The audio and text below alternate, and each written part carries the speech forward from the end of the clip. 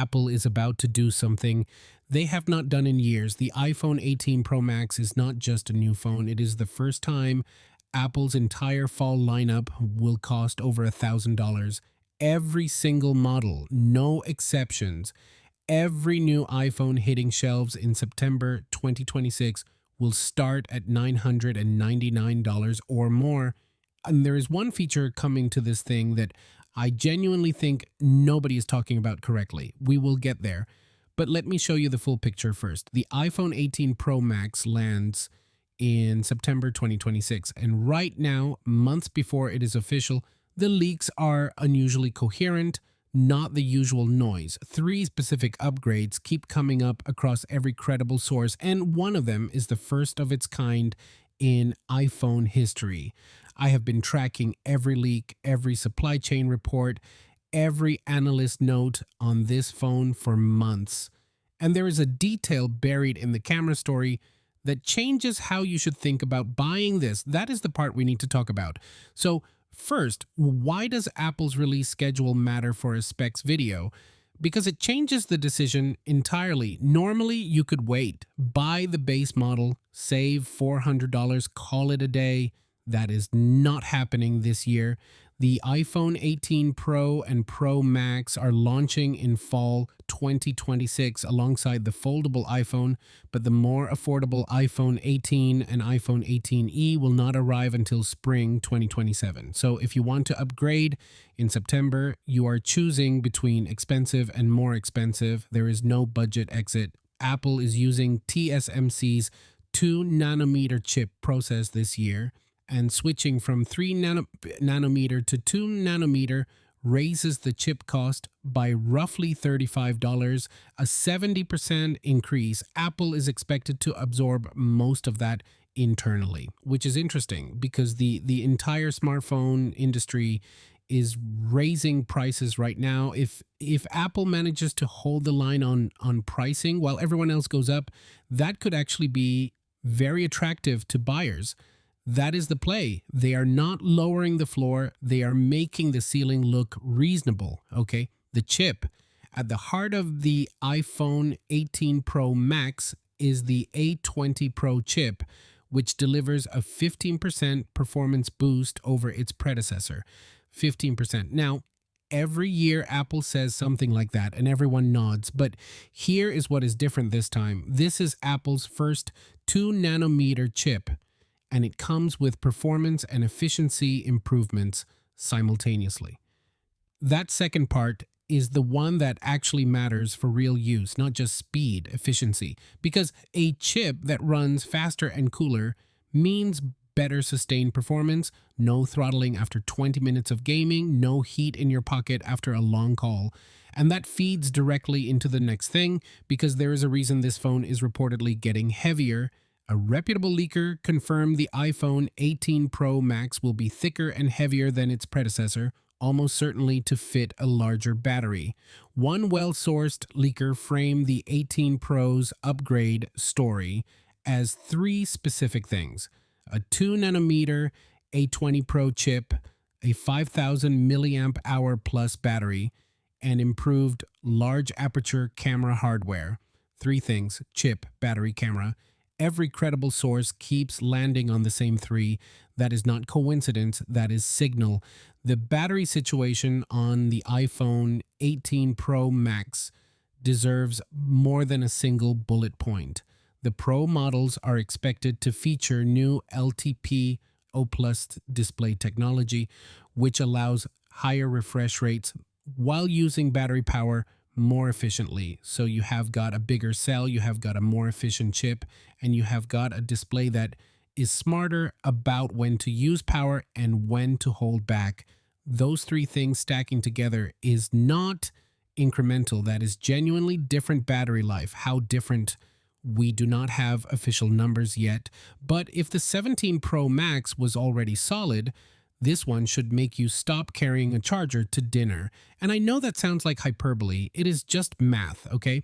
This is the part I mentioned at the top. The camera, and specifically variable aperture. All 3 rear cameras on the 18 Pro Max are expected to feature 48 megapixel sensors. and the addition of variable aperture technology provides greater control over light intake, allowing natural background blur in portraits and sharper images in bright conditions. Here's what that means in plain language. Every iPhone camera before this one had a fixed aperture. It was set. You could not change it. Like a window that is always half open. Variable aperture is a physical mechanism, an actual mechanical iris, that opens wider in low light and stops down in bright conditions.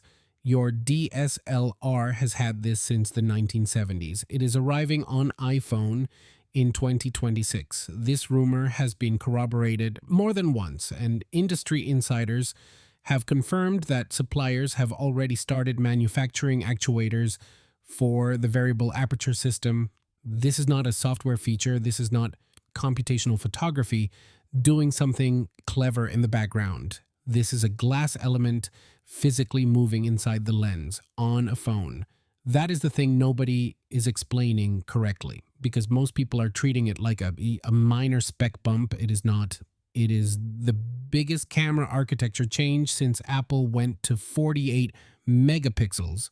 And yeah, I will show you exactly what that means for your photos when I get hands-on with this thing. That is the video coming next. There is a connectivity story here that genuinely caught me off guard. As of April 2026, Apple is teaming up with Amazon to provide satellite internet service. Amazon acquired Globalstar, the previous provider of iPhone satellite connectivity, meaning future iPhones will fall under Amazon's LEO satellite network, which opens the door to full internet access over satellite, not just emergency services. Full internet over satellite. Users will reportedly be able to send and receive regular text messages in areas without cellular coverage, a feature particularly valuable for travelers in remote locations or emergency situations. Now, I do want to be honest here. Satellite internet depends on external network infrastructure that does not yet exist at consumer scale, and there is no clear path to a working implementation by launch day. So file this one under promising, not guaranteed. The hardware will likely be there. The network has to catch up. Still, the direction Apple is going with this, pairing their in-house C2 modem with Amazon's LEO satellite network, that is a genuinely different kind of connectivity story than we have seen before.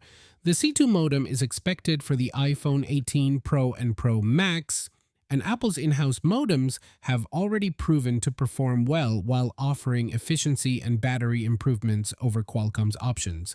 Design. Real talk. It looks almost identical to the 17 Pro Max. The iPhone 18 Pro models are expected to feature the same general design as the iPhone 17 Pro models, with a triple lens rear camera system and large camera plateau.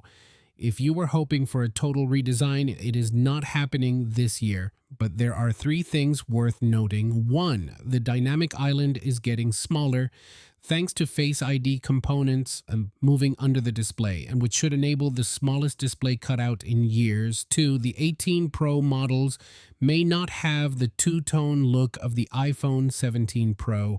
Apple has reportedly updated the back glass to minimize the color difference between the glass and aluminum frame for a more unified appearance, which honestly, a lot of people did not love the two-tone thing, so that is a quiet win. 3. Multiple rumors suggest Apple is testing a deep red finish for the iPhone 18 Pro models, and according to one credible source, the red shade may be more of a dark cherry color with a tinge of purple rather than a straightforward red, dark cherry. No black option for the second year in a row, and if you already hated the two-tone back, you're going to love what is coming. One more thing on design, and this is actually practical.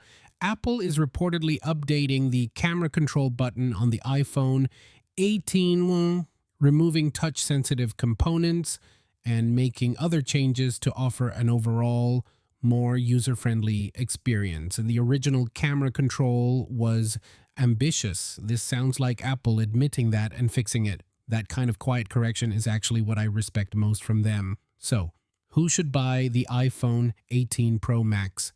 If you are on an iPhone 15 Pro Max or older, this is the upgrade. Full stop. A 2 nanometer chip, bigger battery, variable aperture camera, unified design, smaller dynamic island. That is a real generational step. If you are on a 17 Pro Max, genuinely hold it. If you already own a recent Pro Max model, the upgrade may feel incremental. If you are coming from an older device or planning a long-term upgrade, the 18 Pro Max offers better efficiency and slightly improved long-term comfort. And here is the thing Apple is banking on this year, with no affordable option until spring 2027.